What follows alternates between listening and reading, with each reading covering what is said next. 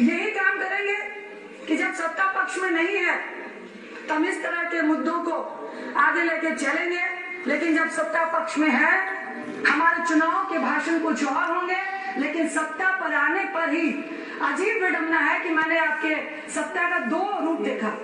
एक रूप जो विदेश में जाकर छोटे छोटे लोगों को बड़े बनाने का सपना दिखाने की बात करता है, दूसरा रूप जो ग्रास रूट में कार्यकर्ता गरीबों की बात करते हैं, दूसरा रूप आपका ग्रास रूट में लोगों को धर्मांतरण कराना है, तो कभी लव जिहाद की बात करना है, तो कभी किसी के धर्म का हस्तक्षेप करना है।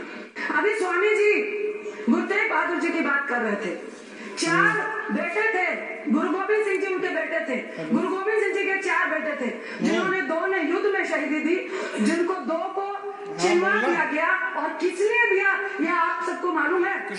हिंदू राष्ट्र की रक्षा करने के लिए, जो हमारे अकाली दल के सदस्य नहीं बोले। आप कितने स्वार्थी और कृतज्ञ हैं।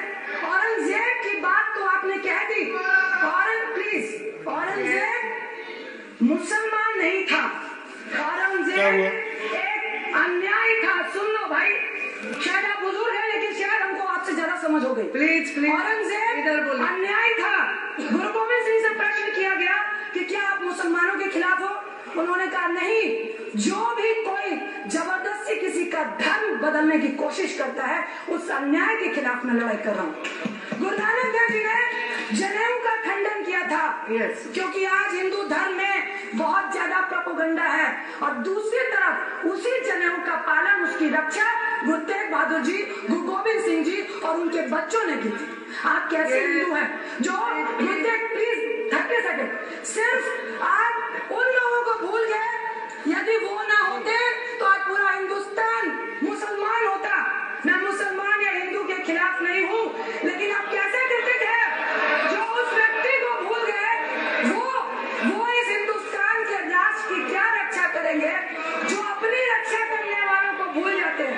एक बात कहती मैं अध्यक्षता में बैठूंगी कि गुरु गोविंद सिंह जी ने कहा था कि जिन्होंने अन्याय किया हिंदुस्तान से उनकी जड़ उखड़ जाएगी, और बंदा बहादुर के रूप में 3 साल में मुगलों का यहाँ से सत्यानाश हो गया और वो हिंदुस्तान छोड़ के निकल गए।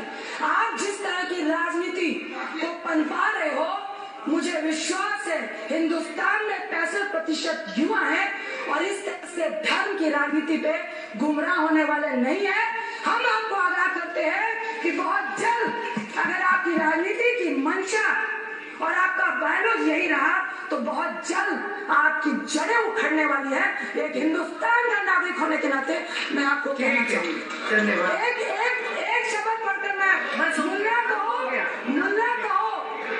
कहो न्याय सदाए, मेरे मन का भरम न जाए, सब में एक खुदाए कहत हो तो क्यों मुर्गी मारे।